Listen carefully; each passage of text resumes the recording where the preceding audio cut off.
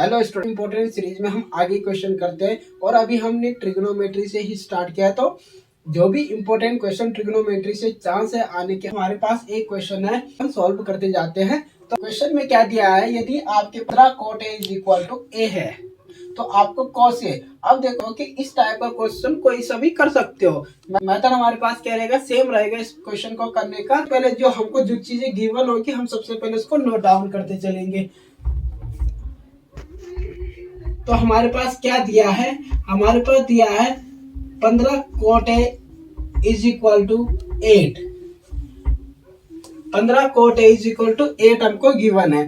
तो हमारी trigonometry ratio पड़े, यानी कि कौन ए की सम्मुख भुजा अपॉन कौन कर्ण, कौन बी की सम्मुख भुजा या कौन बी की आधार भुजा वटेकर, इस टाइप के हमने क्या आपको फॉर्मूले नोट करवाए हैं। तो उसी के बेसिस पे ये क्वेश्चन हम सॉल्व करेंगे। तो सबसे पहले हमने क्या करना है, cot A की वैल्यू फाइंड करनी है। तो cot A की वैल्यू हमने कैसे फाइंड करनी है, ये ट्रिग्नोमेट्री साइन है तो ट्रिग्नोमेट्री साइन को हम क्या करेंगे, सिंगल छोड़ देंगे। cot A is equal to 8/15। अब स्टूडेंट हमारे पास क्या होता है कि राइट एंगल होता है, हमारे इस टाइप से हमारे पास एक राइट एंगल होता है। हम इसको डिनोट नहीं कर सकते कि ए कौन सा है, बी कौन सा है, सी कौन सा। अभी हमने केवल राइट एंगल का फिगर ड्रॉ किया है। तो राइट एंगल का फिगर ड्रॉ करने के हमारे पास फॉर्मूला होता है कोण ए। अब देखो कोण यानी कि ए हमको क्या डिनोट कर रहा है कि ए हमारे पास एंगल है कोई। तो कोण ए की आधार भुजा अपॉन कोण ए की सम्मुख भुजा।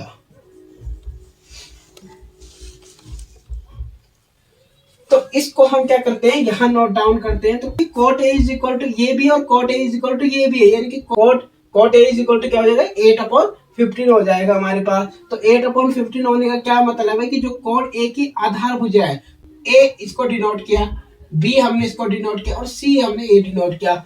तो कोण A की आधार भुजा यानी कि हमारे पास कोण की क्या है, आधार भुजा है। तो आधार हमारे पास क्या हो जाएगा 8, क्योंकि कोण A की आधार भुजा क्या है 8 है। कोण A की सम्मुख भुजा, सम्मुख यानी कि अब हमको क्या निकालना है। अब हम ये प्रोसेस क्यों कर रहे हैं, क्योंकि हमें cos A चाहिए और cos A का फॉर्मूला हमारे पास कोण A की आधार भुजा बटे कर्ण होता है। तो कर्ण यानी कि जो सबसे बड़ी भुजा होती है, तो कर्ण हमारे पास कुछ नहीं है, ठीक है। कोण A की सम्मुख आधार भुजा क्या है, AB upon BC is equal to 8/15। Student इस प्रकार के क्वेश्चन को करने के लिए हमारे पास एक पाइथागोरस थ्योरम होती है, यानी कि तो कर्ण हमारे पास गिवन नहीं है तो कर्ण हम एज इट इज रखेंगे। कर्ण का whole square is equal to आधार हमारे पास कितना है 8 है, तो 8 का होल स्क्वायर प्लस लंब हमारे पास कितना है 15 है, तो 15 का होल स्क्वायर। 8 की होल स्क्वायर की वैल्यू होती है 64, 15 की होती है 225। हमारे पास कितना आएगा 17, यानी कि ये 17 अब ये रूट में चला जाएगा। रूट का मतलब क्या होता है, ये 289 क्या होता है 17 का वर्गमूल होता है। यानी कि हमारे पास जो कर्ण निकला वो हमारे पास 17 निकला। तो कर्ण का 17 आने का क्या मतलब है कि हम क्या निकाल सकते हैं, cos A। cos A बराबर हमारे पास फॉर्म होता है कोण A की आधार भुजा अपॉन कर्ण।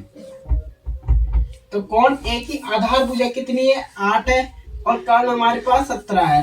तो हमारे पास cos A हमने यहाँ से फाइंड कर दिया स्टूडेंट।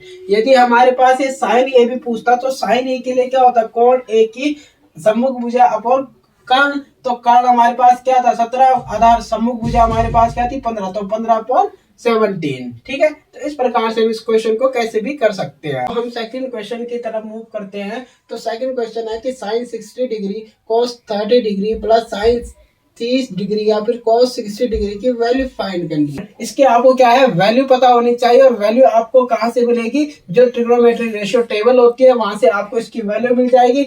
और इसकी वैल्यू हमने यहाँ पे पुट करनी है, यानी कि जो sin 60 की वैल्यू क्या होती है, cos 30 की वैल्यू क्या होती है, sin 30 की वैल्यू क्या होती है, cos 60 की वैल्यू क्या क्या होती है। तो उसके अकॉर्डिंग हमने वैल्यू पुट करनी है और इसको हमने फाइंड करना है। तो जैसे कि sin 60 डिग्री की वैल्यू कितनी होती है, √3/2। sin 60 की वैल्यू होती है √3/2। cos 30 की वैल्यू वही होती है जो sin 60 की वैल्यू होती है, यानी कि √3/2।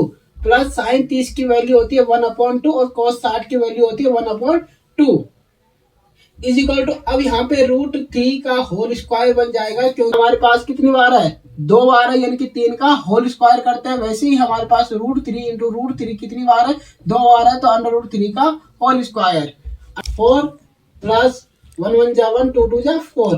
अब स्टूडेंट हमारे पास क्या है, रूट से 2 कैंसिल हो जाता है, तो 2 कैंसिल करने पर 3 आ जाएगा हमारे पास अपॉन 4 प्लस 1/4। अब इसके क्या है, हर इक्वल है, हर समान है, जब हर समान है तो अंश क्या हो जाते हैं, खुद ब खुद जुड़ जाते हैं। तो 3 और 1 4/4 दोनों को हमने कैंसिल कर दिया, तो एक ही, यानी कि हमारे पास जो sine 60 degree cos 30 degree plus sine 30 degree cos 60 degree is equal to, ये हमारे पास इसकी वैल्यू हमने फाइंड की।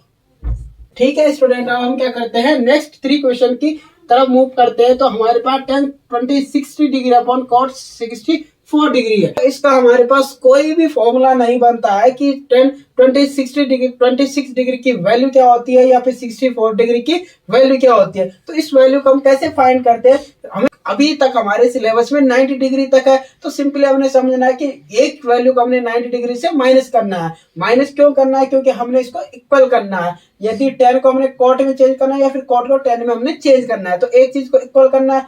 जिस चीज को हम चेंज करेंगे, जिस भी वैल्यू को हम चेंज करेंगे, माना कि हम 10 26 डिग्री 26 को हम क्या कर रहे हैं, चेंज कर रहे हैं, तो 10 तो कैसे लिखेंगे, 10 90 में से हम माइनस करेंगे 90 डिग्री। अब हमें माइनस ऐसी संख्या करनी है जो 26 ही आ जाए, कितना आ जाए, 26 आ जाए। तो दूसरी वैल्यू दे रखी, उससे हमने क्या कर देना, माइनस कर देना कि 64 से हमने इसको माइनस कर देना है। तो 10 90 degree minus 64 upon cot 64 degree is equal to, अब 10 90 डिग्री माइनस क्या होता है, 10 90 degree minus theta is equal to cot theta होता है। 10 90 degree minus is equal to cot theta. तो यानी कि कॉट थीटा की वैल्यू क्या है, 64 है, तो cot 64 degree upon cot 64 degree, दोनों को क्या कर लो, कैंसिल आउट कर लो। कैंसिल करने पे एक वैल्यू निकाल, तो इसकी वैल्यू कितनी आती है, एक वैल्यू आती है। तो इसका जो हमने वैल्यू फाइंड किया 10 20 degree upon cot 64 degree is equal to 1, तो इसकी वैल्यू कितनी आई, 1। तो स्टूडेंट हम अन्य क्वेश्चन की तरफ मूव करते हैं। नेक्स्ट क्वेश्चनों की तरफ हम क्या करते हैं, मूव करते हैं कि यदि ए बी और सी क्या है, त्रिभुज ए बी सी के अंतः कोण है, तो दिखाए कि sine B plus a/2 is equal to cos a/2 होता है। तो हमारे पास क्या गिवन है कि ए बी सी एक त्रिभुज है, यानी कि ए बी सी हमारे पास कोई त्रिभुज है। इस प्रकार से कोई ए बी सी हमारे पास त्रिभुज है। तो ए बी और सी क्या है, अंतः कोण है, यानी कि इसके ये अंतः कोण है, यानी कि अंदर के कोण है। तो हमें पता है कि अंतः कोण की वैल्यू, किसी भी त्रिभुज के अंतः कोण की वैल्यू कितनी होती है, 180 डिग्री होती है। तो इसके अंतः कोण की वैल्यू कितनी हो जाएगी, 180 डिग्री। तो दिखाए कि sine B plus C upon 2 is equal to cos a/2 होता है। तो हमने क्या करना है, दिया है हमारे पास, क्या दिया है कि ए बी व सी त्रिभुज एबीसी के अंतः कोण है, एबीसी के अंतः कोण है। इसके अंतः कोण होने का क्या मतलब है कि जो ए प्लस बी प्लस सी, यानी कि तीनों कोणों का योग हमारे पास कितने के बराबर होगा, 180 डिग्री के इक्वल हो जाएगा। तो 180 डिग्री। अब हमें स्टूडेंट क्या करना है, अब हमें क्वेश्चन को देख के ही इसको सॉल्व करना है कि हमें जैसा क्वेश्चन की डिमांड होगी उसी तरह से हमने सॉल्व करना है। तो b प्लस सी अपॉन 2, तो यानी कि एक की जरूरत नहीं है लेफ्ट हैंड साइड में, तो इसको हम क्या कर लेते हैं, दूसरी साइड हम इसको ट्रांसफर कर लेते हैं। a plus b is equal to 180 degree minus a. अब इसके अपॉन में 2 है, इसके अपॉन में भी 2 है, तो दोनों पक्षों में क्या करेंगे, हम 2 से डिवाइड करेंगे, यानी कि दोनों प्लस सी अपॉन 2 रहेगा is equal to 180 degree minus A upon 2। अब यहाँ पे हमें एक चीज ध्यान देने वाली बात है कि ये 180 डिग्री डिवाइड में भी 2 है और ए के डिवाइड में भी 2 है। B plus C upon 2 is equal to, अब देखो student B plus C upon 2 value को हम एज इट इज रहने देंगे, तो 180 डिग्री अपॉन 2 माइनस ए अपॉन 2 इसको कैंसिल करेंगे तो b plus C upon two is equal to 90 degree minus a upon two. अब हम क्या करेंगे, दोनों साइड क्या करेंगे, जो साइन निष्पत्ति है उससे क्या करेंगे, हम गुणा करेंगे। तो दोनों साइड साइन से गुणा करने पे हमारे पास क्या आ जाएगा, sine b plus C upon two is equal to sine 90 degree minus a upon two. इसको हम यहाँ देखते हैं, ठीक है। इसलिए sine 90 degree minus a upon two बराबर क्या हो जाएगा, cos a अपॉन टू, क्योंकि हमारे पास होता है sine b plus C upon two is equal to cos a upon two, क्योंकि हमारे पास क्या होता है कि sine 90 degree minus theta is equal to cos theta. cos theta, तो जो साइन फॉर्मूला हमारे पास यहाँ बना वो हमने क्या कर दिया, cos के फॉर्म में चेंज कर दिया। तो sine 90 degree minus a upon two is equal to cos a upon two. तो इस तरीके से हम इस क्वेश्चन को सॉल्व कर सकते हैं। अब चलते हैं हम नेक्स्ट क्वेश्चन की तरफ।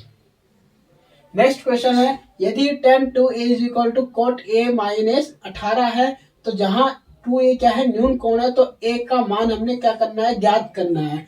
तो हमें क्या दिया है, tan 2a is equal to cot a minus 18, ठीक है student.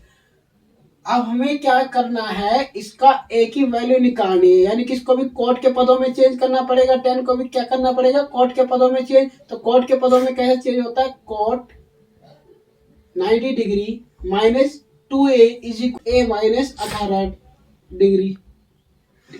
cot 90 degree minus theta भी क्या हो जाएगा, tan थीटा हो जाएगा। तो थीटा का काम हमारे पास 2a करेगा। तो cot 90 degree minus 2a is equal to tan 2a के cot से cot कैंसिल हो जाएगा। 90 degree minus 2a is equal to हमारे पास क्या है, a minus 18 degree.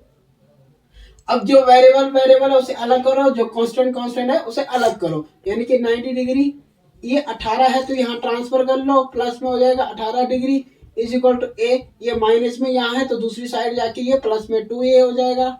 Implies that एक a और 2a is equal to 3a हो जाएगा इज इक्वल टू 90 डिग्री और 18 डिग्री हमारे पास कितना हो जाएगा, 108 डिग्री हो जाएगा। a इज इक्वल टू हमारे पास कितना हो जाएगा, 108 अपॉन, अब 3 से हम क्या करेंगे, भाग करेंगे क्योंकि गुणा में है। तो a इज इक्वल टू हमारे 36 डिग्री हमारे पास a की वैल्यू आ गई है। तो इस प्रकार से हम इस क्वेश्चन को सॉल्व करेंगे। एक नेक्स्ट क्वेश्चन की तरफ मूव करते हैं। एक क्या है कि सिद्ध कीजिए, क्वेश्चन दे रखा है कि हमें क्या करना है, प्रूव करना है 1 plus sec a upon sec a is equal to sine square a upon 1 minus cos a। तो स्टूडेंट हमने आपको बताया कि हम जब भी हम इस टाइप का कोई क्वेश्चन करेंगे तो हमें क्या करना है, लेफ्ट हैंड साइड को लेकर राइट हैंड साइड को प्रूव करना है। हम राइट साइड लेने पर हमारे पास क्या हो जाएगा, 1 plus sec a upon sec a। तो सबसे पहले हमने क्या ध्यान रखना है कि हमें किस पदों में चेंज करना है, साइन के और कॉस के, यानी कि sec और sec को हमने चेंज करना है। तो is equal to 1 plus sec a को हम कैसे चेंज करेंगे, 1 अपॉन cos a, क्योंकि हमने ऐसे हमें cos a के पदों में चाहे और साइन के पदों में चाहे, तो सीधी सी बात है sec a को हमने हटा देना है। तो यहाँ पे भी 1 upon cos a is equal to हमारे पास cos a है ये डिवाइड में, यानी कि इस प्रकार से 1 प्लस 1 अपॉन cos a। तो cos a हमारे पास एलसीएम में आ जाएगा, cos a एलसीएम में आने पे cos a की मल्टीप्लाई वहां करोगे, cos a प्लस 1, यानी कि हम इसको क्या लिख सकते हैं, 1 plus cos a upon cos a, 1 plus cos a upon cos a upon 1 plus cos a, 1 plus cos a upon cos a into cos a upon 1। तो cos a से cos a वहां से कैंसिल हो जाएगा, 1 plus cos a upon 1। अब student हमें यहाँ पे क्या है, 1 माइनस cos a नीचे गिवन है, तो 1 माइनस cos a से दोनों साइड ऊपर और नीचे हमें क्या करेंगे, मल्टीप्लाई कर देंगे। तो 1 प्लस cos a अपॉन यहां से मल्टीप्लाई करके 1 माइनस cos a आएगा। तो हमारे पास जो हर की संख्या है वो क्या आ गई, 1 माइनस cos a, इसकी वैल्यू आ गई इंटू 1 माइनस cos a। तो a प्लस b और a माइनस b, हमारे पास क्या होता है, a square minus b square, यानी कि a का square minus cos square a upon 1 minus cos a is equal to 1 minus cos square a is equal to हमारे पास साइन स्क्वायर a होता है, इसकी वैल्यू होती है 1 माइनस cos a।